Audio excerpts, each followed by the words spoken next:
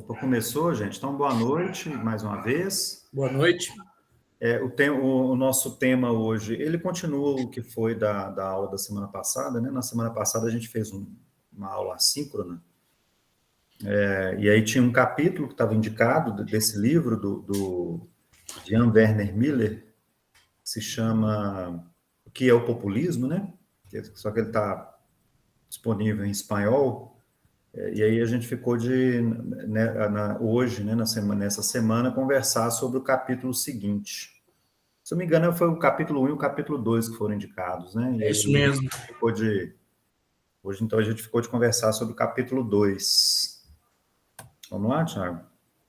Então é isso aí, gente. Aí, então, nesse capítulo, né, então o tema é o populismo, lembrando então que nessa literatura sobre as crises da democracia, o populismo, ele é um conceito que tem sido muito utilizado por esses autores, né? Embora assim a gente possa ainda ter algumas desconfianças, né, Thiago? Assim, algumas Se é o mais ressalvas adequado, ao né? conceito de populismo, mas ele tem sido muito utilizado.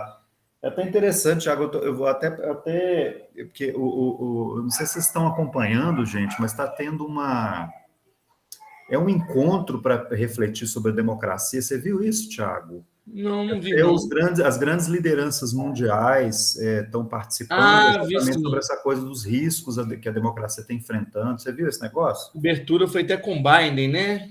Isso, exatamente. Aí me parece que aquele sujeito que é um português, me parece que ele é da União Europeia hoje, ou é da ONU, não sei. E me parece que ontem ele deu uma palestra sobre essa coisa dos riscos para a democracia, né? Um dos temas que eles estão tratando muito é exatamente dos riscos das redes sociais, né? Mas no discurso desse sujeito, que eu não estou me lembrando agora se ele é das Nações Unidas ou se é da União Europeia, mas ele falou da ameaça do populismo à democracia, porque o populismo aquilo, o populismo isso, aquilo outro, né? Então, quer dizer, o conceito está sendo muito utilizado por esse pessoal, inclusive pelas autoridades, né, pelas maiores lideranças dos organismos internacionais, das nações, né, se mostrando preocupados com o declínio, com isso que seria, né, eles estão identificando como declínio da democracia. Mas, enfim, é um conceito ainda muito difícil assim, de lidar com ele, mas esse pessoal tem mexido com o conceito, e aí muitas vezes mobilizam esse texto do Miller, né? Mas então, nesse capítulo, né, o objetivo do autor nesse capítulo é verificar quais as ações os populistas adotam quando eles alcançam o poder. Então, no capítulo anterior, ele tentou caracterizar o que seria uma liderança populista. Vocês leram, a essa altura, vocês devem ter lido o capítulo e assistiram também a aula que a gente deixou gravada, né? Então, e aí, nesse capítulo agora, é o seguinte, olha, então, uma vez que os populistas chegam ao poder, o que eles tentam fazer, né? Quais são as ações dos populistas? Ou das chamadas lideranças populistas, né? O autor parte da constatação de que parece existir um paradoxo, né? Quando eles são oposição, os populistas, eles são anti-elite e anti-sistema, então sempre tem esse discurso, né? Porque é o anti-sistema, o sistema está atrapalhando, né? Então vamos derrubar o sistema. Então sempre tem uma coisa antissistêmica, né? Né, no discurso dessas lideranças políticas, né? Aí eles ganham eleições, né? E aí tem essa coisa, né? Que é o paradoxo, né? Como protestar contra si mesmo? Muitas vezes eles caem nesse discurso, né? De que eu estou no poder, mas o sistema ainda me atrapalha, né? Então eu tenho que destruir o sistema para poder governar do jeito que eu quero, né? E destruir o sistema normalmente significa atentar contra as instituições democráticas, contra as instituições que são independentes da liderança populista, né? Então, qualquer instituição que demonstre algum grau de independência, ela passa a ser atacada como o sistema que tem que ser destruído para que ele, líder populista, possa, de fato, governar, né? Enfim, a gente está experienciando esse tipo de discurso no Brasil contemporaneamente. Então, uma vez no poder seria impossível o governo dos populistas, os populistas teriam fadados ao fracasso, essa é uma das reflexões que o autor vai fazer, né? Porque os populistas é isso, eles não têm um planejamento em termos de implementação de políticas públicas, né? Então, o Miller ele até discute um pouco na seguinte questão, porque muitos autores, até com base nessa ideia de que as lideranças populistas eles não têm um projeto de governo, pensam assim, então normalmente o governo deles vão ser fracassados, eles vão ser alijados do poder depois nas próximas eleições, né? Então existe a ideia de que quando os populistas chegam ao poder, o carisma se esgotará e se verão desencantados pela rotina parlamentar do dia a dia, né? Porque eles, né, essa coisa, não há um projeto, né? Então eles não geram qualquer política verdadeira, né? Então a falta de um projeto político. Então, uma vez no poder, o que as lideranças populistas vão fazer é continuar se comportando como vítimas, né? Então, quer dizer, eu estou no poder, mas eu ainda não estou no poder, porque existe um sistema que é maior de todo mundo e esse sistema atrapalha, né? Sempre existe uma conspiração grandiosa, né, contra as lideranças populistas, né? Então, qualquer fracasso dos populistas no governo são atribuídos às elites que os boicotam nos bastidores, seja de forma interna ou externa, né, ou a elite estrangeira. Então, quer dizer, ou é a China que está nos boicotando, ou Intelectuais, né, as elites intelectuais, os professores universitários, são os juízes, é o Supremo, né, são os artistas, né, são as elites artísticas. Né? Então, essas elites continuam nos boicotando e impedindo que o líder populista de fato governe. Né? E esse discurso vitimista, ele continua mesmo depois que a liderança populista alcança o poder. E esse tipo de discurso é que alimenta as teorias da conspiração. Né? Então, e aí, por isso mesmo, os populistas continuam alimentando a polarização, esse discurso muito forte de nós contra eles, né? Como nós comentamos. Né? Porque, veja bem, gente, como até no tema da aula passada a gente conversou um pouco sobre isso, todo movimento político ele tem, em alguma medida, um discurso de nós contra eles. Né? Um discurso assim, olha, somos nós do movimento tal que estamos nos opondo a eles, né? Que são e tal. A questão é um discurso de nós contra eles que simplesmente nega a possibilidade da existência do outro, né? Do outro como um adversário político. Isso que a gente chama dessa dimensão agonística da política, né? Ou seja, de que na política nós temos adversários, nós não temos inimigos. O discurso dos populistas é o discurso do inimigo. Né? Aquele que não está contra mim é meu inimigo que tem que ser destruído. Né? Inclusive, bom, no Brasil a gente está vendo, inclusive, a utilização de palavrões, né, para se referir aos que são os adversários, não como adversários, mas como inimigos que têm que ser destruídos, que tem que ir para a ponta da areia, que tem que ser. Como é que é a praia da ponta? Como é que chama o negócio? Ponta de praia, né? Ponta de praia, né, onde o pessoal era torturado. Desovado, né? Exatamente, ou desovado, exatamente. Então, quer dizer, esse discurso de que o adversário ele não é simplesmente um adversário, ele é um inimigo que tem que ser ridicularizado, agredido verbalmente, agredido até fisicamente, né? Então, se possível, eliminado, né, Gleice?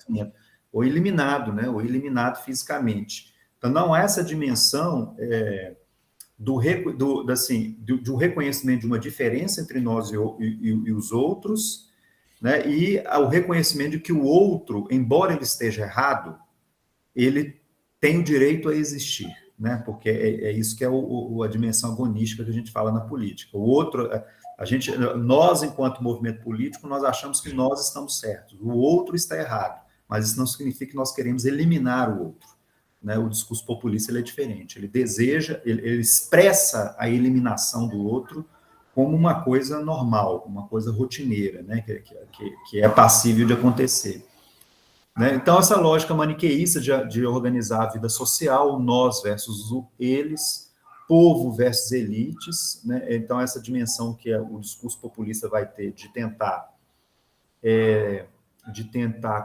prefigurar, configurar o povo na própria imagem da figura do populista e dos seus apoiadores, e aqueles que não são meus apoiadores é porque eles são dessa elite, desse sistema, né, que não quer as mudanças e tal. Então, essa prefiguração do povo como, né, olha, eu sou povo, e que, aliás, é o seguinte também, gente, na política, em alguma medida, sempre há também no discurso político essa dimensão de tentar, do líder político, né, de tentar, de alguma maneira, tentar se expressar como representante do povo e tal. A questão é, mais uma vez, quando se fala do populismo, de pensar o seguinte: aqueles que estão do meu lado é que são povo verdadeiro, aqueles que estão contra mim não são povo. Então, aqueles que não votam em mim, aqueles que não estão do meu lado, esses não são povo verdadeiro. Existe um povo verdadeiro, que é aquele povo que está do meu lado. Né? Os que não estão do meu lado não são povo. Né? Um pouco essa coisa. Então, os puros versus os impuros, que é isso, né? Aqueles que estão do meu lado são os puros, são os que defendem a ordem, a tradição, os valores da família. Os outros são, né, os que querem acabar com a família, né, os gays, os pedófilos e tal. Né? Então, esse tipo de imagem que passa a ser utilizado. O Cláudio, você levantou a mão aí? E junto, o Gleito, não só esses que, assim, são fáceis de evidenciar, né? Também tem a questão da discriminação racial, né? Do preconceito racial, que é muito forte, e a gente vê aí nessa pandemia aí, quem está apanhando mesmo com força são eles, né? A maioria negra, a maioria... E a gente vê que as pessoas, assim, é difícil de falar, mas percebe que as pessoas tiraram a máscara mesmo, tipo, vamos chinelar os negros mesmo, porque senão a gente não consegue levantar o país, entendeu? Então... Nessa coisa, Cláudio, tem muito claramente assim, disso que esses autores têm chamado de lideranças populistas, mundo afora. Você tem claramente, em vários pontos do mundo, em que, nas nações em que a questão racial não é tão presente, por exemplo, os países do leste europeu, há não, quer dizer, são nações que não têm uma questão racial tão importante, porque são países mais heterogêneos do ponto de vista étnico. Mas aí você tem, eles resvalam para o discurso nacionalista, xenófobo, nacionalista, né, anti-imigração, né? Na Europa Ocidental é muito o discurso anti-imigração, dos Estados Unidos é o discurso anti-imigração. Não tem a questão racial, né, Gleison? Tem a questão étnica, né? A diferenciações de povos também faz com que esse discurso xenófobo venha à tona, né? Sim. E aí, do outro ponto de vista, é a negação do racismo, né? A negação da relevância do racismo. Então, no Brasil, por exemplo, é isso. É a negação de que o racismo seja uma coisa importante na constituição da sociedade brasileira. Né? Racismo é mimimi. Exatamente, que seria um mimimi, que seria uma coisa que não teria relevância, que é coisa de vagabundo da esquerda, né? Então, de que o racismo ele não existe, né? Assim como a questão de gênero, né, Gleito? Sim, exatamente, assim também como a questão de gênero, né? Então, isso é mimimi de feminista, não existe desigualdade de gênero. Então, tem isso. Ou, às vezes, é um discurso xenófobo abertamente, né? Anti-imigração e nacionalista, como no caso do leste europeu. Na Europa Ocidental é muito mais a questão anti-imigração, né? Nos Estados Unidos também a questão anti-imigração, ou é a pura e simples negação da existência do problema. Né? Então, quer dizer, como se o problema racial ele não fosse um problema de verdade. Porque uma questão, a questão que você falou da imigração, o sujeito ainda está distante, né? De uma certa forma, né? O cara vê lá a polícia fazendo nas suas fronteiras, né? Fazendo barricada ali em suas fronteiras, ainda o cara assiste pela televisão, né? Agora, e no nosso sociedade que está permeado, a população é parda e negra, é o vizinho, é o cara do lado, né? É o empregado que atende as casas, né? Então, aí tem que ser a questão da negação, né? Não é só a questão de estar longe, ele está muito perto, né? E você vê no país de extremo, o capitalismo mais extremo, né? Que é o nosso aqui, isso aí é muito mais latente do que em outros lugares, né? Eu entendo, o americano fica um pouco da minha dúvida, né? Porque eles são, a população deles lá em relação à porcentagem de negros é menor que no Brasil, né? Que negros e pardos e negros, né?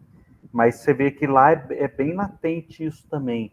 Então, a gente percebe que há uma diferença, mesmo ele sendo um capitalismo parecido com o nosso, né? Um hipercapitalismo, isso aflora lá também, né? E sendo que a população deles lá, a porcentagem é bem menor do que a nossa, né? Chega em 13% e nós aqui 50%, né? 51%.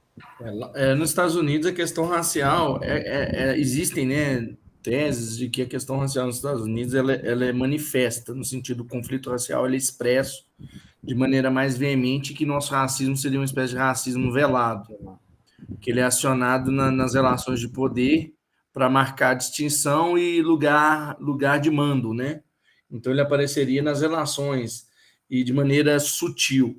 Só que também existem autores que questionam que esse racismo, se esse racismo se daria dessa forma no Brasil.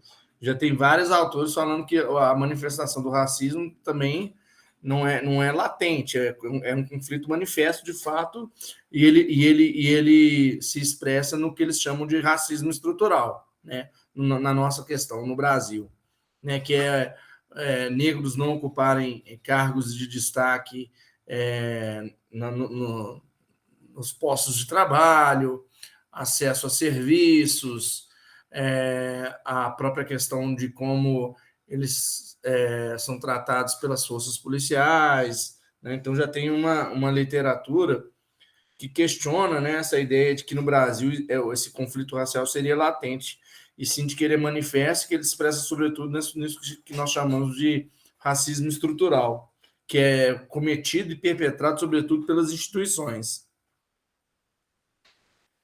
Exato, Thiago.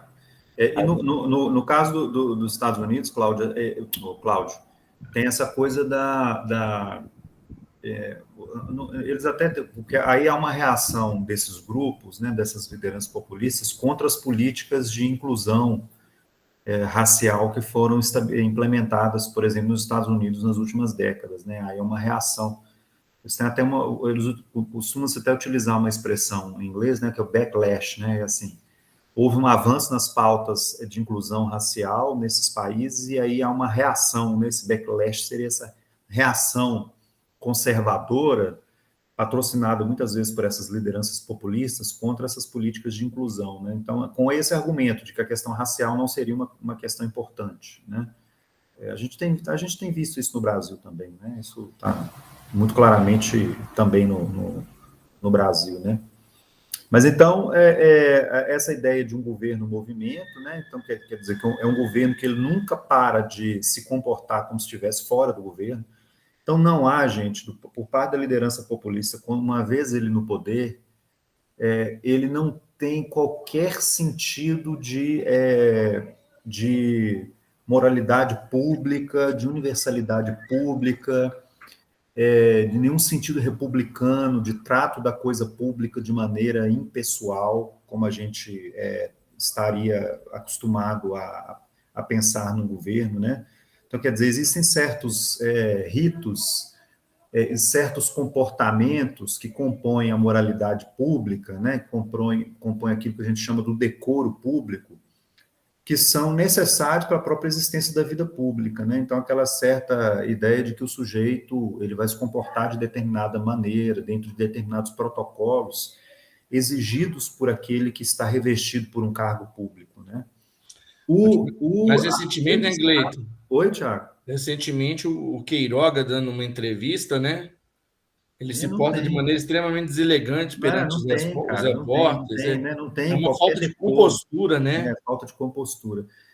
Gente, que não é simplesmente uma questão de etiqueta, não, tá certo? É porque a vida pública, ela exige dos sujeitos, dos indivíduos, aquilo que a gente chama de decoro, né, que envolve um certo trato da vida pública e daqueles que estão na vida pública com um conjunto de regras, com certos requisitos que permitem a própria existência desse espaço. Né? Então, é difícil você imaginar um Estado que tem que se pautar com base na impessoalidade das regras, né? na previsibilidade das regras, com um sujeito que abertamente toma coisa pública como algo pessoal, do seu grupo, do seu, né, do seu time. Então, é muito complicado isso. Né? Então, a própria forma como essas lideranças populistas vão lidar com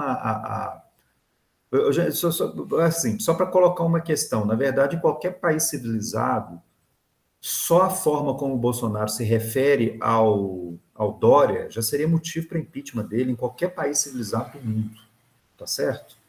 Porque nós já vimos coisas absurdas do Bolsonaro. Eu não vou nem falar em relação à esquerda, não, vou falar em relação ao Dória. Né?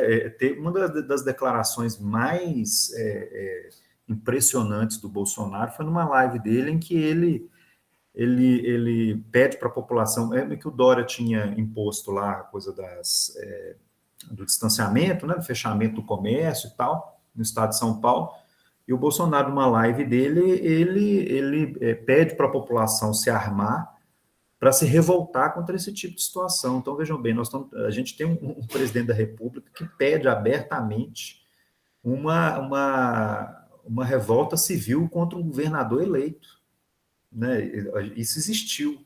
Nessa semana mesmo, ele se referiu num discurso oficial público, né, sobre o Dória pedir o passaporte de vacina. Ele falou: seu estado é o cacete, porra.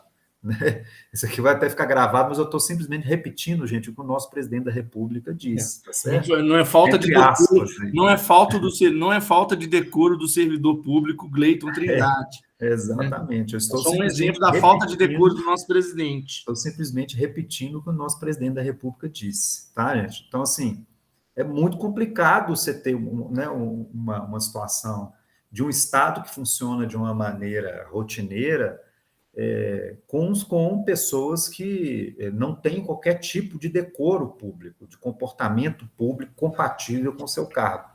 E é isso que o Miller está dizendo aqui, que isso é muito comum, né, na verdade, entre as lideranças populistas. É isso mesmo que se espera que eles façam. E o Bolsonaro está aí dentro do script, né?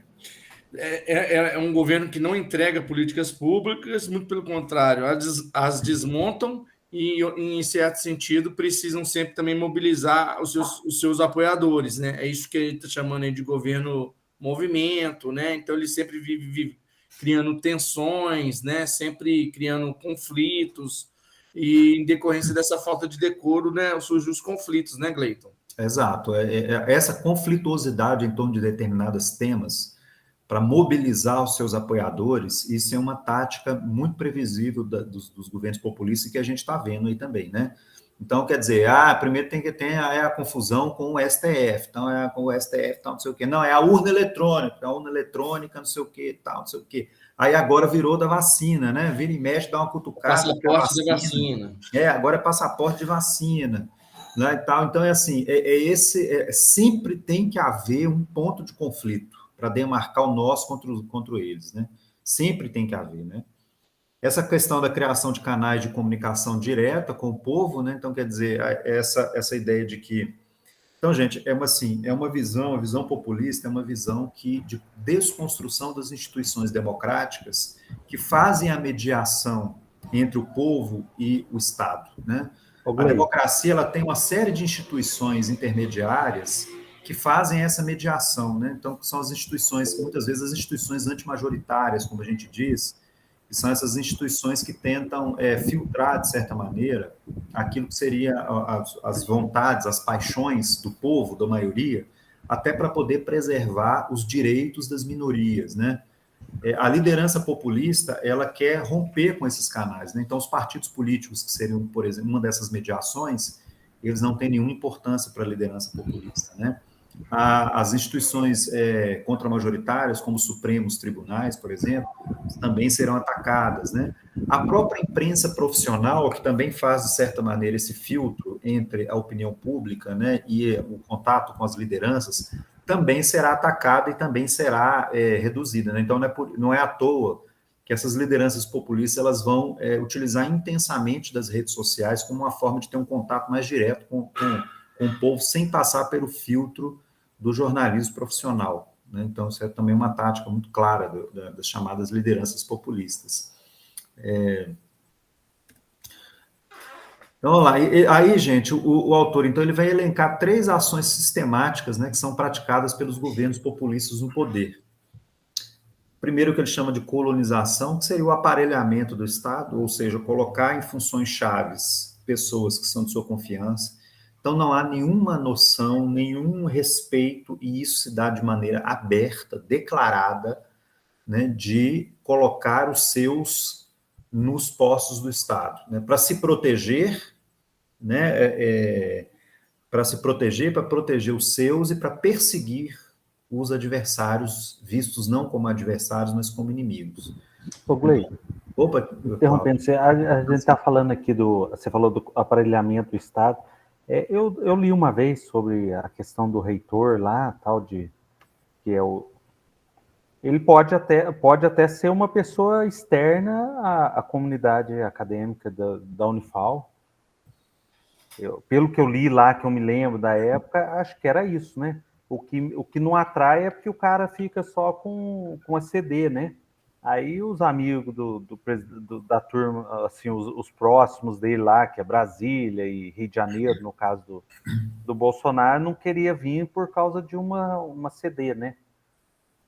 Mas Cláudio, eu acho que em relação à universidade, eu não sei se o Thiago talvez tenha mais informação, se eu não me engano, ele tem que indicar alguém que saia da lista tríplice do Conselho Universitário. Essa indicação de alguém de fora é só se der alguma judicialização no processo. Entendeu? Se alguém que está na lista tríplice não aceita e entra com um processo judicial, alguma coisa assim, aí o Ministério da Educação ele pode nomear um interventor, que aí pode ser alguém de fora. Só que no atual contexto isso tem acontecido, né, Gleiton? Sim, isso tem acontecido, porque tem acontecido judicialização, aí o MEC ele não tem menor receio de intervir, colocando alguém do Exército e apaniguados para poder... Não só essa questão do aparelhamento, gente, é sério, porque isso repercute nas políticas públicas, na qualidade das políticas públicas, continuidade das políticas públicas. Eu não sei se vocês estão acompanhando, né, assim, dois fatos recentes.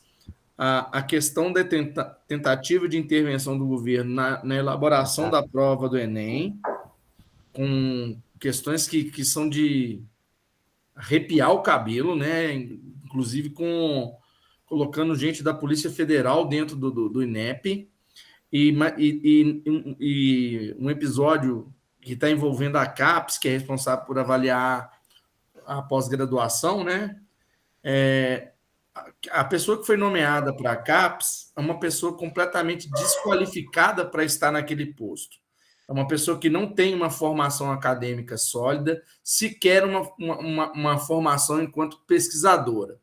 É uma pessoa ligada a uma universidade privada do estado de São Paulo, de Bauru, que é uma universidade familística, da família.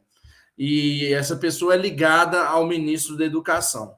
Essa figura é que está conduzindo a política de pós-graduação no Brasil, e, em função disso, vários problemas estão ocorrendo. Um deles é o processo de avaliação do curso, né, dos diversos cursos de pós-graduação. E o fato mais recente que denota esse aparelhamento é que uma série de avaliadores ad hoc, né, que são professores gabaritados nas suas áreas, estão pedindo exoneração dessa tarefa. Não vão cumprir, né, o papel de avaliar os cursos de pós-graduação. E isso está acontecendo em massa. Áreas, né, exatas, engenharias, várias áreas estão tomando a medida de sair, de não ter diálogo com a CAPES devido ao aparelhamento da CAPES. Não sei se você viu essas notícias, Gleito. Sim, eu tenho acompanhado. Já foram cento e tantos que pediram demissão, né? Acho que 114, alguma coisa assim. O que tem a ver com isso, né, gente? É esse aparelhamento, essa colonização da máquina do Estado, que deveria funcionar de maneira. Então, mesmo esses organismos do Estado, que deveriam funcionar de maneira puramente técnica, porque a rigor não são instituições que envolvam assim, uma certa disputa política mais ampla, né? Mas mesmo essas organizações, esses organismos, eles serão colonizados pela liderança populista, né? A capa da revista Isto É, agora, acho que dessa semana, me parece que é revelando em relação à Polícia Federal, né? Porque a mesma coisa está acontecendo. Vários delegados e pessoas que ocupavam posições de chefia na Polícia Federal sendo demitidos das posições de chefia, né? Em função dos interesses do governo. Então, assim, coisas que não era de se esperar, né? Então, a colonização, o aparelhamento do Estado, o clientelismo de massas, né? Então, quer dizer, a criação, portanto, de algumas políticas públicas pura e exclusivamente com interesses clientelísticos, que não, quer dizer, a criação de determinados de programas, né, que não passariam pelo critério da universalidade, por exemplo, né, Então, aí nós temos desde da coisa do tal do orçamento secreto, por exemplo, que beneficia diretamente deputados da base aliada, do famoso Centrão, né? E sabe-se lá Deus como que o dinheiro... escolhas se deram, né? Das escolhas se deram, como que esse orçamento está sendo... Né? O que se sabe é que um deputado foi pegado com maços de dinheiro, né? Em fotografia de recursos desse orçamento secreto. Mas você tem desde programas que são claramente clientelísticos, né? Você cria, por exemplo, um programa habitacional único, exclusivo para policial. Assim, qual que é o critério universalista, né? Que justifica você criar um programa habitacional exclusivamente para uma categoria, né? Do profissional do Estado e tal, né? Então, são programas claramente clientelísticos nesse sentido, né? Que não passam por esse crivo mais amplo do que se espera de uma política pública, né, da universalidade, da impessoalidade e tal. Uma outra ação é a repressão sistemática da sociedade civil, né? Então, quer dizer, os movimentos sociais, organizações não governamentais que, de alguma maneira, se opõem, elas são perseguidas e tudo mais. A gente está vendo isso na Amazônia, né, muito claramente, por exemplo, em relação às organizações de defesa dos direitos indígenas, organizações ambientalistas, o pessoal está sendo amplamente perseguido, né? Organizações indígenas, inclusive com assassinato de várias lideranças indígenas importantes, e isso vem acontecendo, né? Então, os populistas adotam essas ações de maneira aberta.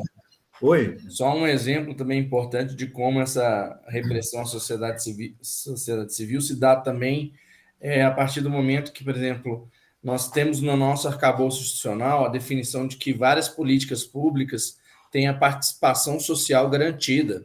E aí houve um ataque sistemático, por exemplo, do governo Bolsonaro a esses conselhos, né? Os conselhos de políticas públicas, inclusive com a extinção, através de canetada, de conselhos. Alguns, né, foram revistos pelo Supremo Tribunal Federal e ele não conseguiu acabar, mas diz que a forma como os conselhos estão funcionando está completamente precarizado. Isso é uma das formas de fazer com que a sociedade civil organizada não participe desse processo de discussão e elaboração das políticas públicas, né, Gleito?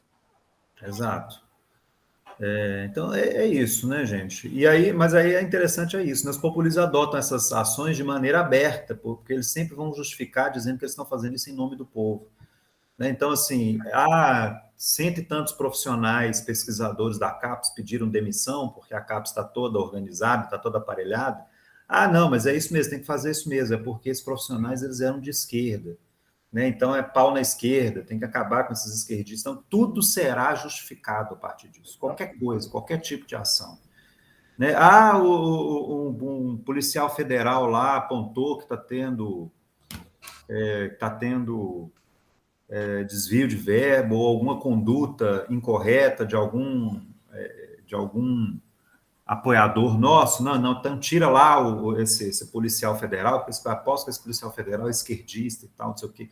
No caso da delegada, se não me engano, que foi afastada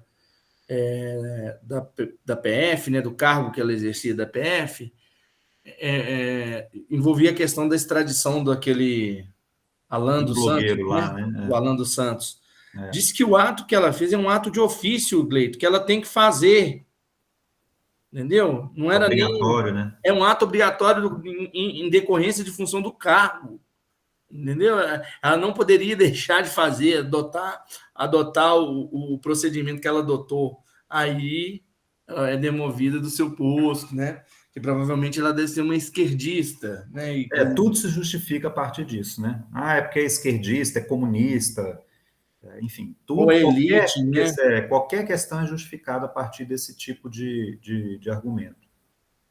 Então, a colonização do Estado tem a ver com essas coisas que nós falamos, né? Nomeações de partidários e correligionários na burocracia do Estado, nomeações em tribunais, nós vimos aí, inclusive, agora...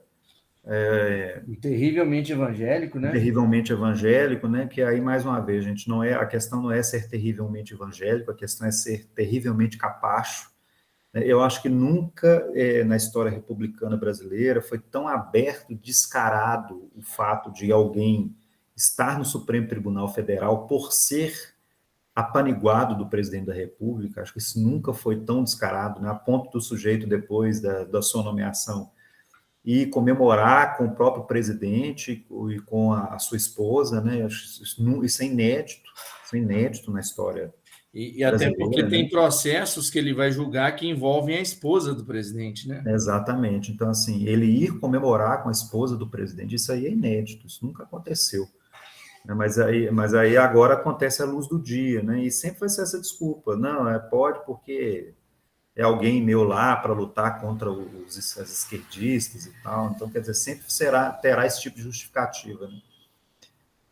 A polarização do sistema de justiça, né? Então, a politização da própria justiça, então, quer dizer, o que não deveria acontecer também, né? Então, assim, vai ser a politização aberta da justiça, no sentido que você vai criar também uma separação entre aqueles que são os que estão do nosso lado, dentro do sistema judiciário, e aqueles que estão contra nós. Mais recentemente também, né, Gleito, tem a ver com essa questão por exemplo, eles queriam rever a PEC da Bengala, que diz respeito à idade de aposentadoria compulsória dos ministros do Supremo, justamente para possibilitar ao Bolsonaro nomeação de mais ministros no Supremo. Não sei se você acompanhou, mas a Polônia está passando por uma saia justa junto à Comunidade Europeia, né? Junto à União Europeia, por causa de que o judiciário polonês foi todo reformado pelo presidente, que é um desses populistas de direita, para beneficiá-lo. Então, as decisões da corte polonesa estão sendo extremamente contestadas no âmbito da própria União Europeia, cara. Então, vocês terem ideia de quão terrível é esse aparelhamento nessa colonização do Estado. Mais recentemente, saiu uma pesquisa mostrando que o Brasil é um dos países em que o presidente mais ataca os meios de comunicação, sobretudo mulheres, né, jornalistas mulheres. Uma questão de gênero aí, né, Gleito? Exato. Tem uma questão de gênero muito clara, né? E contra a imprensa, de maneira geral, né? Contra qualquer tipo de opinião independente nesse aspecto, né? Então, tem a ver com tudo que está aí no slide. A gente já comentou um pouco, né? Vamos lá, Thiago? Então, clientelismo de massas tem a ver também com questões que nós já comentamos, né? Troca de favores materiais e imateriais das elites em troca do apoio das massas. Essa prática não é exclusiva dos populistas, entretanto, os populistas a fazem abertamente com justificativas morais públicas, né? E fazem sempre em nome do povo. Então, nas democracias, o clientelismo estabelece alguma reciprocidade política significativa e permite um vislumbre de prestação de contas. Gleito, eu acho que o Auxílio Brasil, a forma assodada como o governo acaba com o Bolsa Família, né? E a forma como essa política que entrou no lugar do Bolsa é muito mal desenhada em termos de controle, eletividade, né? Quem serão as pessoas beneficiadas, a extensão, né? A quantidade de pessoas, né? E a forma como ele foi aprovado, ela se enquadra nessa coisa do clientelismo de massa, né? O discurso moralista é de que precisamos dar uma segurança alimentar e financeira para milhões de brasileiros que estão em situação de penúria em decorrência da Covid. É nobre o argumento, né? E justificável. Mas a gente sabe que o programa não foi desenhado para isso. O programa foi desenhado simplesmente para tentar alçar um pouquinho, melhorar um pouquinho a popularidade do Bolsonaro para o processo eleitoral do ano que vem. O Bolsa Família já era um programa super bem sucedido, né? Então, na verdade, não teria necessidade de mexer nele, né? A troca do nome, mexer nele é único, exclusivamente marqueteira, né? Como a gente diz, enfim. Então, claramente, a percepção entre simpatizantes dos populistas é que a corrupção e o clientelismo não são problemas genuínos, desde que pareçam medidas adotadas para o bem de um nós, trabalhador e moral, e não por um deles, imorais, ou mesmo estrangeiro. Então, quer dizer, a corrupção ela existe quando é do adversário, né? Quando é o nosso presidente populista que está fazendo isso, aí não é corrupção, não. Aí pode fazer, porque o que ele está fazendo é impedir o comunismo, ele está lutando pelo bem do povo, né? Então, por mais que ele esteja utilizando de atos ilegais ou imorais, né? Ele está fazendo em nome do bem do povo. Então, isso não é corrupção, não. Corrupção é o que o outro faz, é o que o comunista faz e tal. É um tipo de argumento moral que sempre será utilizado, né? Vamos lá, Tiago?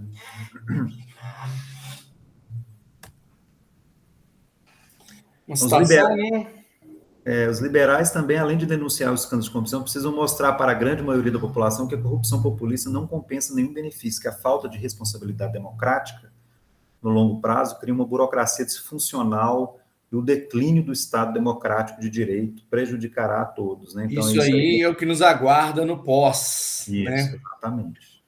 Que é esse Estado disfuncional que está sendo construído. Né? Perdão, Gleito. Você diz no pós porque os liberais vêm agora, né? Você diz para a campanha de 2022. O que ele está falando, os liberais aí são os democratas, né? Aquelas pessoas que jogam a regra do jogo e que entendem que a disputa política não é uma disputa entre inimigos, né?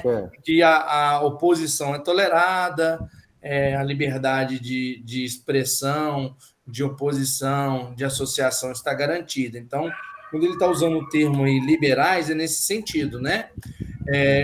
Mas eu até conversei com o Gleiton isso um dia para trás aí, mas eu gosto de acompanhar muito um canal de um cientista político que chama Cláudio Couto. E ele tem um canal no YouTube que se chama Fora da Política Não Há Solução. E uma dos vídeos, né, ele aborda essa dimensão de que o pós-Bolsonaro, independente de quem ganha a eleição, se for dentro dessas forças que nós chamamos de forças democráticas, vai ter que ser uma espécie de governo de reconstrução social, de reconstrução nacional, porque a forma como as instituições foram atacadas, né, sobretudo nessa dimensão técnica, capacidade de formular e implementar políticas públicas, qualificação das pessoas que estão à frente dos diversos órgãos, ela foi muito comprometida. Então, ele advoga, né, que o pós-Bolsonaro vai ser terrível. Ele fala assim, acho que é algo similar a um governo de um país que passou por uma guerra.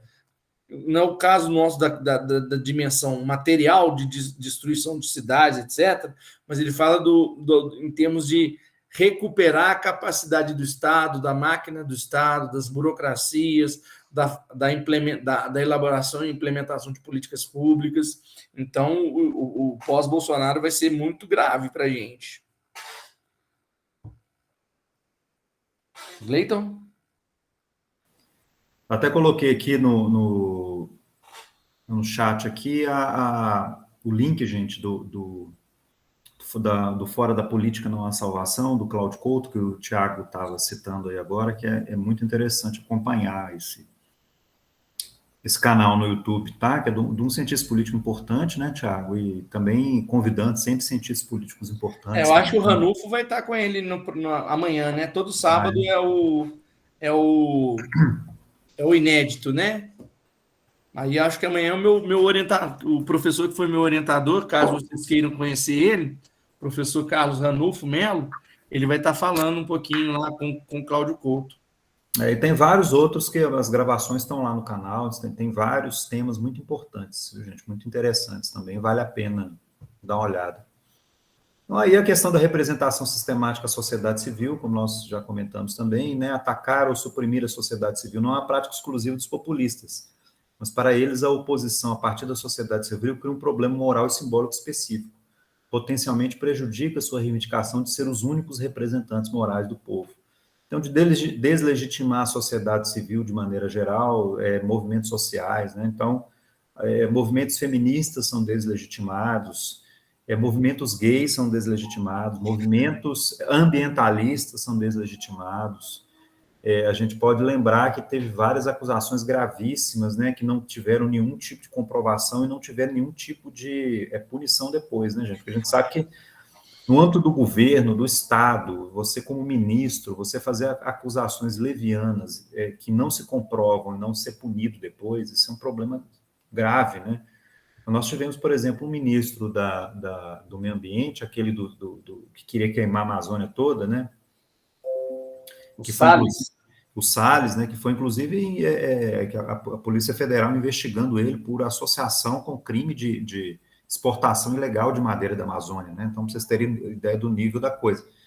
Mas ele, quando teve aquele despejo de óleo, derramamento de óleo no litoral do Nordeste, né? Ele botou a culpa no Greenpeace, não foi? Exatamente, ele botou a culpa no Greenpeace. Ele falou que era o Greenpeace que estava derramando óleo na costa brasileira. Então, quer dizer, uma organização ambientalista importante, né? E que o cara simplesmente vai lá e tenta culpar, assim. E fica por isso mesmo, né? O cara tira do nada da cartola uma acusação desse nível, como ministro de Estado, e isso fica por isso mesmo, assim, né? Como se ele não estivesse falando nada demais. Então, é esse tipo de coisa. Então, a sociedade civil legítima é somente aquela que não faz oposição ao populista, né? Aí, por exemplo, os grupos ligados às igrejas evangélicas, aos Proteção Pró-Vida, né? Os grupos ligados a Damares, o grupo ligado ao pessoal da Fundação Palmares, mas mais afeito ao cara que comanda lá a Fundação Palmares, esses aí têm legitimidade, os outros não. Porque, né, povo é apenas a parcela da população que me apoia. O restante é inimigo, né? Então, a grande ironia aí, né? O populismo no poder acarreta, reforça ou oferece outra variedade da mesma exclusão e usurpação do Estado ao qual se opõe no sistema imperante que busca alterar. Os populistas acabaram fazendo o mesmo que o velho sistema ou as elites imorais e corruptas, né? Supostamente fazem desde sempre. Somente que, como era de se esperar, fazem sem culpa e como justificativa supostamente democrática. Então, toda aquela corrupção que as lideranças populistas criticavam nos seus adversários, né? Porque são os corruptos e tal, não sei o quê. Eles tomam o poder, fazem as mesmas coisas, só que abertamente, descaradamente, porque sempre vão ter uma justificativa moral, né? Nós estamos fazendo isso aqui, mas isso é para acabar com os comunistas, né? É para limpar o Estado brasileiro dessa esquerda e tal. Então, quer dizer, nós estamos fazendo um monte de prática clientelista aqui, mas isso é para o bem, né? É sempre esse como um grande paradoxo, né? Uma grande ironia.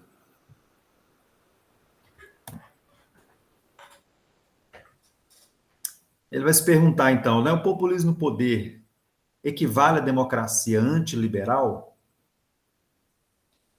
Aí muito aqui, gente, antiliberal no sentido assim de ser contrário a direitos fundamentais, a preservação dos direitos das minorias, né? Os autores, quando eles estão falando de uma democracia liberal, eles estão falando muito nesse sentido, assim, de uma democracia que... São valores iluministas, né, Gleiton? Preserva direitos das minorias, né? Tem muito a ver com esse aspecto, assim. O Estado democrático de direito e coisas do tipo, né? Exato. Então, por que os populistas não vão até as últimas consequências para mudar o regime, né? Então, por que não acabam de vez com as eleições, por exemplo, porque o que se tem verificado é que os populistas, uma vez no poder, eles mantêm uma certa aparência democrática, né? Então, você vê, mesmo um país como a Venezuela, por exemplo, você tem lá eleição periódica e tal, né? Mesmo todo mundo sabendo que o Maduro não vai perder.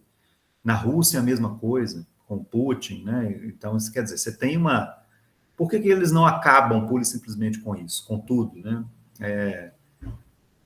As eleições, elas conferem um verniz de legitimidade.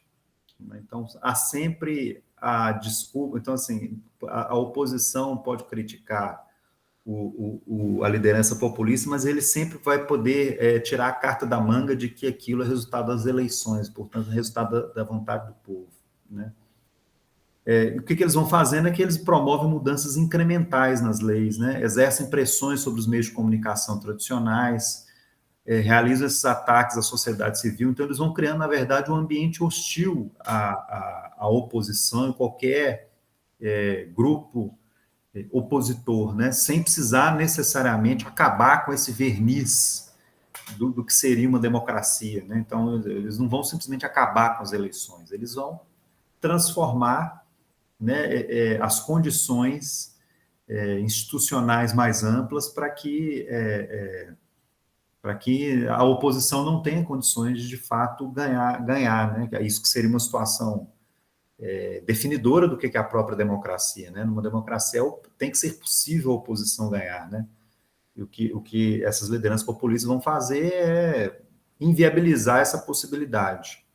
Então, os populistas eles não instaram um regime autoritário devido aos altos custos de tal medida. Então, simplesmente fazer um golpe, dar um golpe, como era até os anos 60, 70, nós não vamos ver os populistas fazendo pura e simplesmente isso, colocando tanque na rua e bombardeando o Congresso.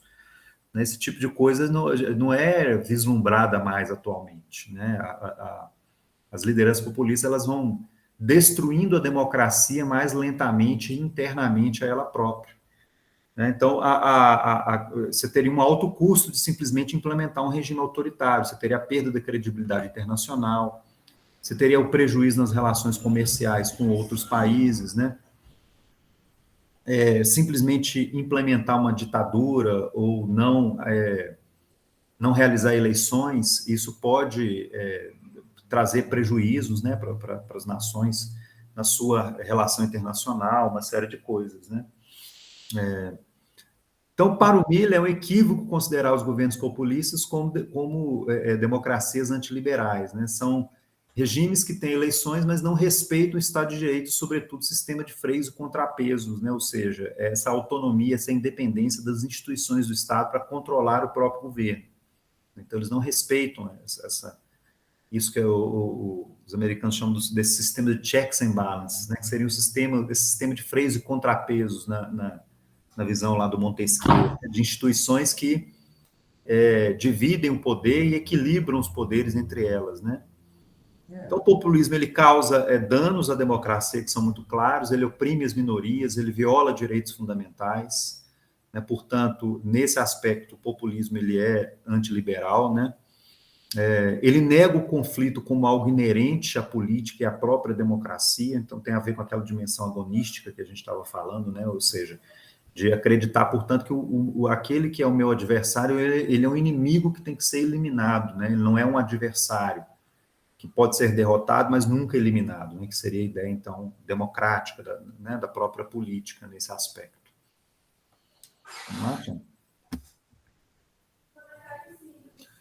Então, a miragem do populismo, né? Diante da democracia direta, em um sentido apenas técnico, mas vital, o parlamento parece uma engenharia artificial, guiada a partir de uma racionalidade liberal, enquanto que os métodos ditatoriais e cesaristas não apenas podem produzir a expressão direta da substância da força democrática.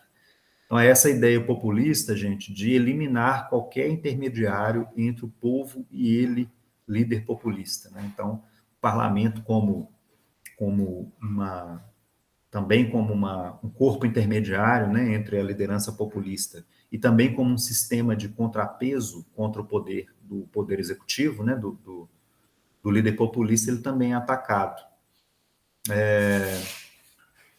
Os populistas eles vão surgir, emergir nesse clima, né? Nesse contexto, até como a gente até conversou um pouquinho sobre no texto lá naquele primeiro texto lá que a gente leu, né? Inclusive, que a gente conversou sobre ele.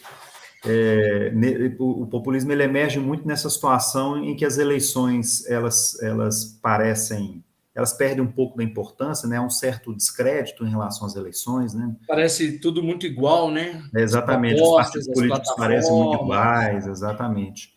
De um capitalismo desenfreado que gera, na verdade, várias consequências negativas, né, no seu funcionamento. Nessa reação à conquista de grupos minoritários, como os negros, por exemplo, que começam a conquistar políticas compensatórias, e aí esse fenômeno que é muito identificado, por exemplo, nos Estados Unidos, do backlash, que a gente comentou, né? Nesse momento de crise financeira, como nós vimos em 2008, e as consequências que se seguiram, né, dessa crise financeira de 2008. Então, aqui o antiliberalismo parece significar tanto uma oposição ao capitalismo desenfreado, como uma negativa de se estender direitos a minorias. E aí eles vão utilizar isso para essa coisa de fazer a crítica do sistema, né? O sistema que atrapalha tudo, então vamos ser antissistema, né? Grande, cara. E, né? Aqui. É ela próxima, né? Isso.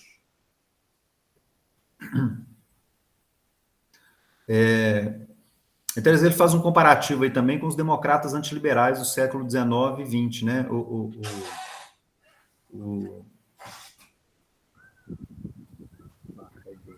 Só um pouquinho, sumiu aqui Não, apareceu aqui de novo, gente. Tinha sumido aqui da minha tela, tinha dado uma piscada aqui, mas agora voltou de novo.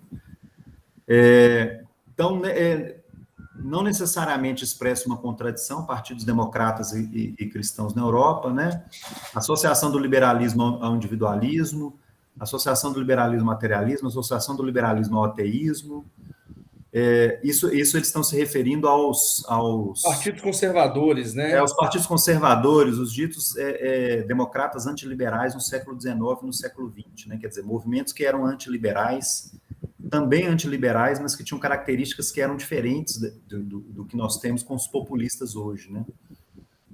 Então, não havia negação dos direitos das minorias, não havia negação do sistema de pesos e contrapesos entre esses movimentos conservadores, por exemplo, no século XX, né? Que inclusive foram importantes para a construção das democracias também na Europa e nos próprios Estados Unidos, né? Então, nós temos que distinguir entre sociedades antiliberais, só voltando lá rapidinho, Tiago, que tem a última frase, isso. Então, temos que distinguir entre sociedades antiliberais e aqueles lugares onde se ataca a liberdade de expressão de reunião, o pluralismo nos meios de comunicação e a proteção de minorias, que são elementos constitutivos da própria democracia. Então, os populistas eles causam danos à democracia, o feito de terem ganhado as eleições não confere aos seus projetos uma legitimidade democrática automática. Isso é uma das questões que aparece muito, né, gente? Aqui no Brasil, por exemplo, a nossa liderança populista de direita, de extrema direita, né, ele fala o tempo inteiro assim, de que... Ele acha que tem uma carta branca, né? Exatamente, eu ganhei a eleição, né, se eu ganhei a eleição, então posso fazer, mas estão me atrapalhando, eu ganhei a eleição e tal, então quer dizer, ele acha que o parlamento, que o Supremo Tribunal Federal tem que simplesmente abaixar a cabeça para as decisões dele, porque ele ganhou a eleição, então se ele ganhou a eleição, ele tem uma carta branca para fazer tudo.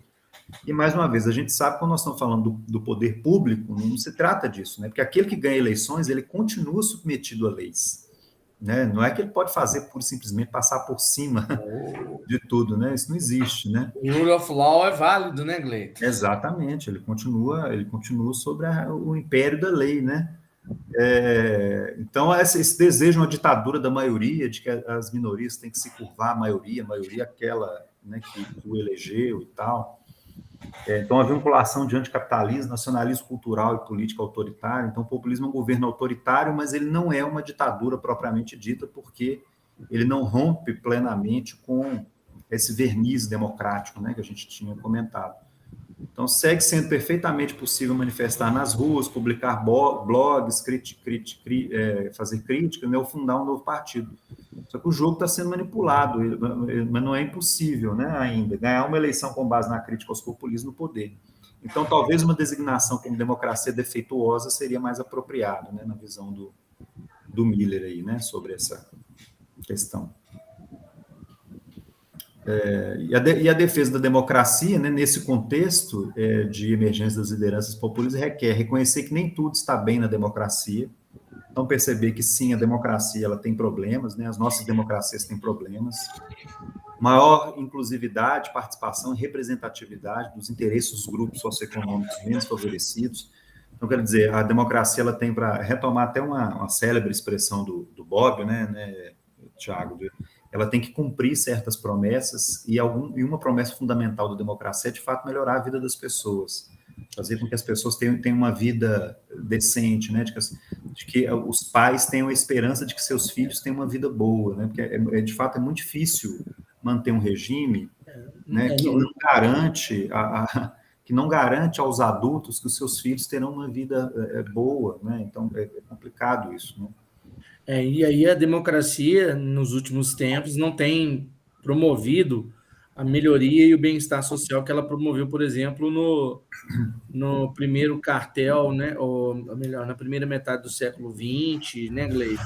Exato. E até mesmo no final do século XX, em alguns países que eram considerados em desenvolvimento, né? Então, é de se reconhecer que nós estamos passando por problemas de entregar melhoria da qualidade de vida, de bem-estar, o indivíduo se sentir que sua vida melhorou ao longo do tempo, né? Que o amanhã, que o presente é melhor do que o passado, né? Então, esse é um ponto importante.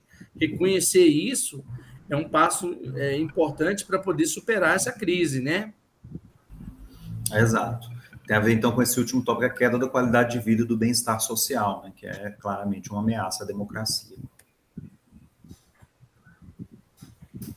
Bom, e em relação às constituições populistas, gente, como é que porque, inclusive, tem acontecido isso, né? Vários países que têm essas lideranças chamadas de populistas, eles têm implementado novas constituições. Eles têm instituído novas constituições.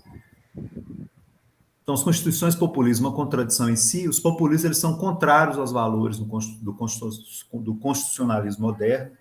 Por isso, porque o constitucionalismo moderno, ele, de maneira geral, ele estabelece freios e contrapesos ao poder, né?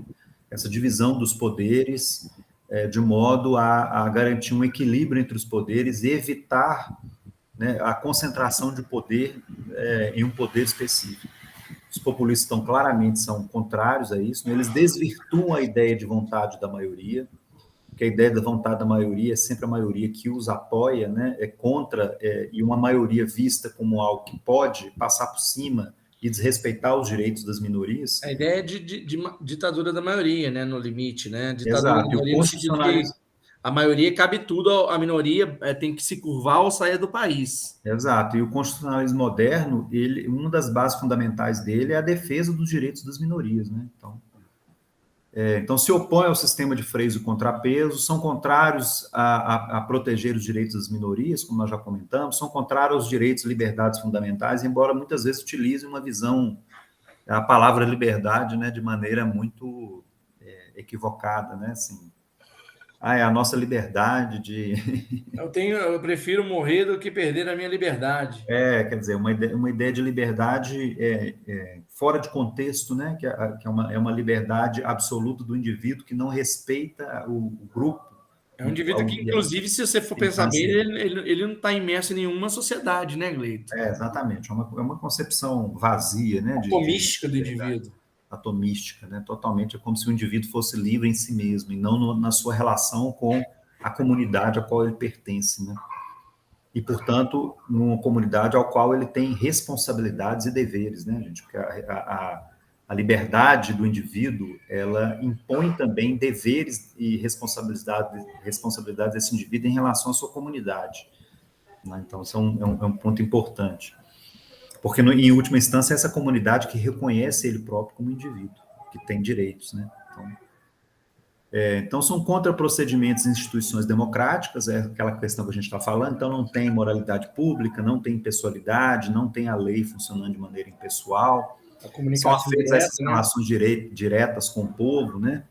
Sem intermediação dos partidos políticos. Então, a ausência dos corpos intermediários, que o Montesquieu dizia que era tão importante para a sociedade democrática, assim, né? Para uma sociedade livre, essa noção assim de que o Estado ele não tem uma relação direta com indivíduos de maneira autonomizada, de tal forma que o Estado possa se impor contra os indivíduos. Por que o Estado não tem essa capacidade, vai dizer o Montesquieu? Né? Porque nas sociedades modernas plurais existem corpos intermediários, ou seja, existem instituições, organizações coletivas que fazem a mediação entre o indivíduo e o Estado e, portanto, impedem que o Estado seja essa promove, né, Gleito, uma dispersão de poder na sociedade, né? Exatamente. De forma que o poder não fique concentrado ao ponto do Estado se tornar tirânico, né? Exatamente. Então, liberalismo constitucional versus populismo, né? Uma confusão, uma mistura sobre a controvérsia entre os méritos do majoritarismo, revisão judicial e aspectos contramajoritários das cortes supremas, né? Aquele valor que você falou, né, Gleito, que o constitucionalismo moderno defende minorias, né? Por Exatamente. isso que o princípio majoritário para mudanças de leis constitucionais é importante. Exato. A indistinção entre constitucionalismo popular e populista, né? Então, é isso, né, gente? Essa tentativa o tempo inteiro das lideranças populistas enfim, de passar por cima de regras que freiam o seu próprio poder, né? Imprecisão para se definir participação cívica ou mobilização social, críticas dos populistas ao constitucionalismo é que levam a uma democracia sem povo, a ideia de demofobia, né? Constituições como meras fachadas, né? A ideia da Constituição como algo que mais uma vez, é só para dar um verniz democrático, né? Não é para funcionar como se espera de uma Constituição moderna, né? Democrática. Vamos lá, Tiago? Então, os populistas que têm suficiente poder buscarão estabelecer uma nova Constituição populista, tanto no sentido de um novo acordo sociopolítico, como de uma série de novas regras para o jogo político. Então, isso aconteceu em algumas nações, né? Alguns lideranças populistas chegaram a ter poder suficiente a ponto de mudar a própria Constituição. Venezuela, né, Gleiton? Na Venezuela, por exemplo, eu acho que na Polônia também. Polônia, a própria Hungria. Na Hungria também, exatamente. Então, instituir um sistema em que a vontade popular seja restrita, a ideia da democracia plebiscitária. Isso aconteceu, por exemplo, muito na Venezuela, né? Aí você começa qualquer tipo de decisão, você começa a fazer plebiscitos, né? O resultado disso é essa coisa da construção de maiorias que vão o tempo inteiro votar a favor do governo. Sempre reforçando a polarização, né? Exatamente. Você não traz para a sociedade, em hora nenhuma, uma dinâmica centrípeta, sempre polarizando, é sempre nós contra eles, né? O projeto do povo versus o projeto da elite. E toda e qualquer decisão política não pode ser transformada num aspecto, ou ser levada a um aspecto plebiscitário, essa ideia de tudo tem que ser decidido pelo povo. Né? A democracia representativa, o mais alto grau de especialização, ela existe para que decisões sejam tomadas sem que haja necessidade dessa mobilização popular o tempo inteiro, né? Exato, e é por isso que o parlamento é importante para fazer essa mediação, gente. Muitas vezes o parlamento, as lideranças partidárias, lideranças políticas, elas são capazes de fazer coordenações, cooperações entre elas, acordos entre elas, sem ter que passar por essa noção o tempo inteiro do plebiscito em que o povo vota e a maioria derrota a minoria o tempo inteiro, né? Então, essa situação plebiscitária em que a minoria é derrotada o tempo inteiro, isso é uma situação muito complicada, porque ela é muito polarizadora. E aí, muitas vezes, as decisões parlamentares, elas são importantes, porque muitas vezes as lideranças parlamentares, elas se compõem, elas dialogam, elas encontram um ponto de acordo que vai ser bom para todo mundo, ou vai ser bom, né, para quase todo mundo, sem necessariamente ter que ser o tempo inteiro essa coisa da maioria derrotando a minoria o tempo inteiro, porque isso gera polarização o tempo inteiro, né? Então tem essa coisa. Pode passar, Gleito?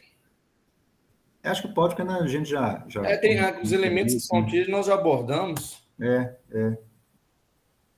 Então, o ponto é este: as constituições populistas estão desenhadas para limitar o poder dos não populistas, inclusive quando eles formam o governo.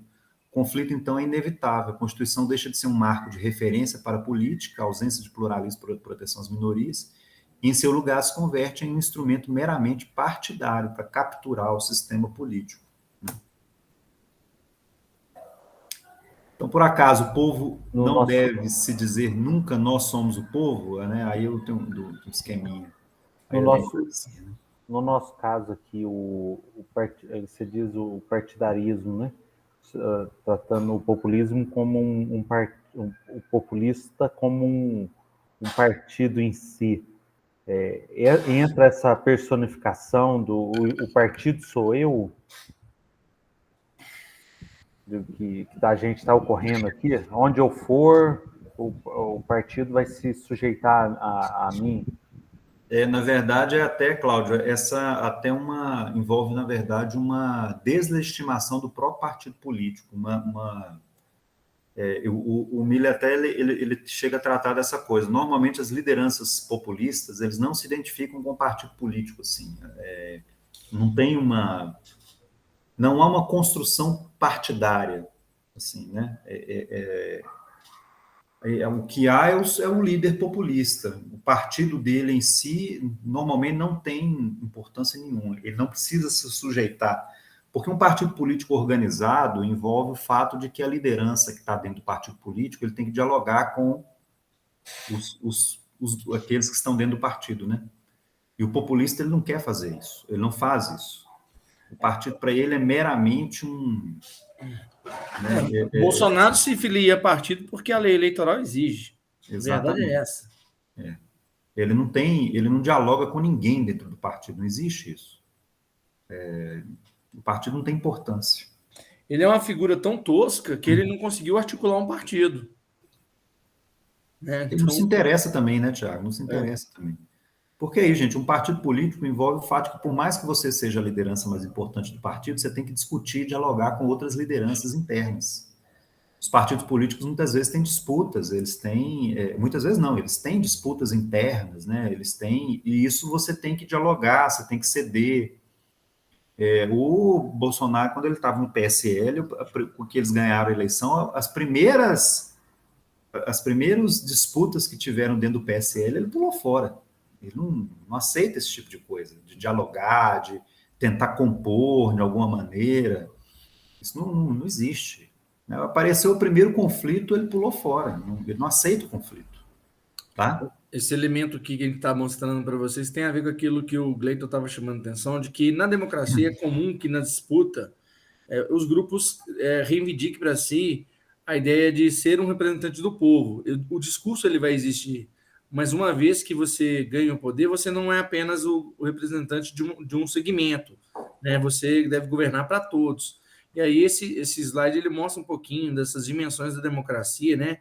Que qualquer um pode lançar a reivindicação de representar o povo, e isso deve ser, né, ser respaldado em certo sentido. Mas a ideia é de que todos podem fazer isso, porque nós vivemos dentro de uma perspectiva pluralista, então todas as correntes políticas são legítimas. Os representantes e as instituições podem ser questionadas dentro de marcos legais, né, Gleito? Não é porque o populista ele se crê inquestionável, né? E manifestações de rua, petições devem ser traduzidas e mediadas pelas instituições políticas, aquele elemento que a gente estava falando, a importância da existência dos corpos políticos, né? Dos corpos intermediários. Então tá aí, gente. A política se limita a uma interação entre instituições políticas oficiais e o que as instituições produzem. A forma de resultados empíricos deve ser legítima, então proibidas as afirmações sobre, para, nem dizer pelo povo. Muitos reivindicaram representar o povo, mas devem ser submetidos ao teste empírico. O teste empírico é isso, né? Entregar políticas públicas que não sejam parciais, né, Gleito? Exatamente, que sejam universalistas, né? Tem essa dimensão mais universalista, e não apenas para os que me apoiam, né? Então, para Lefort por Miller, citado pelo Miller, né, a democracia inaugura a experiência de uma sociedade inapreensível, incontrolável, em que o povo será soberano desde sempre, mas cuja identidade estará constantemente aberta a questionamentos, cuja identidade permanecerá latente para sempre. é exatamente isso que a liderança populista não aceita, né? Então, o povo como a fonte de constituição do exercício do poder é uma categoria abstrata, diz respeito a todos e todos os cidadãos, né? A impossibilidade empírica de se verificar o povo, a não ser no reconhecimento da pluralidade e da diferença, que é exatamente o que a liderança populista não aceita, né? Então, resumo aí, gente, né? O que fazem os populistas no poder? Posicionam-se como vítimas do sistema das elites para justificar o fracasso e a ausência de projetos, criam e alimentam as mais diversas teorias da conspiração, estimulam a polarização na sociedade, essa visão maniqueísta de mundo, né, dos moralmente puros contra os impuros e morais. É a ideia do governo movimento, que é um governo que está em campanha política permanente. O Bolsonaro, ele está em campanha eleitoral no TBT. O cara ficou, acho que semana passada, o cara ficou quase 2 horas numa rodovia, dando tchau para carro e para caminhão. Então, quer dizer, um presidente da República, né? Você não espera esse tipo de coisa do presidente da República, pelo menos não no período que não seja um período eleitoral, né?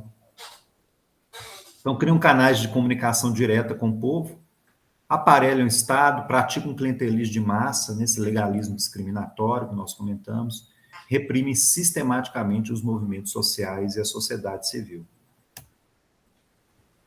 Aqui tem algumas notícias, né, sobre esses exemplos que a gente deu para vocês, né? Aparelhamento do Estado no Ministério da Saúde, ineficiência na prestação de serviços públicos em decorrência do aparelhamento de Estado, aparelhamento de Estado para proteger aliados, no caso o filho, controle sobre a Polícia Federal, controle sobre a liberdade de imprensa, aparelhamento na Fundação Palmares, essas são as manchetes, né? Tem efeito sobre a luta de grupos minoritários por direitos, reconhecimento e garantias fundamentais, aparelhamento do IBAMA, do CMBio, ataque a ONGs, ataque à sociedade civil, ataque a instituições, né? Agora eu gostei, hein? Mata a cobra e mostra o pau. E a referência, né, do capítulo, né, para vocês. Esse slide tem que disponibilizar ele aí, hein? Como o Ian Vermiller está em espanhol, então. eu até não tenho tanta objeção, não. Mas aí eu tenho que ser em comum acordo com a liderança do partido aí, que é o professor Gleito, entendeu? Não, eu acho que a gente tinha combinado assim, né, Thiago, que não está em português, a gente deixa também o slide. Aí, como eu estou com os slides, né, eu entro lá no Moodle e coloco lá nas aulas, nas referidas aulas, os 2 PowerPoints, tá? O da aula da semana passada e o dessa semana. Agora, a nossa última aula é semana que vem, né? Antes do nosso recesso, né? Semana que vem já é dia... Sexta-feira já é dia 17, né? É dia eu vou encerrando aqui a gravação, gente. Ok. E já tem uma leitura definida, Gleiton?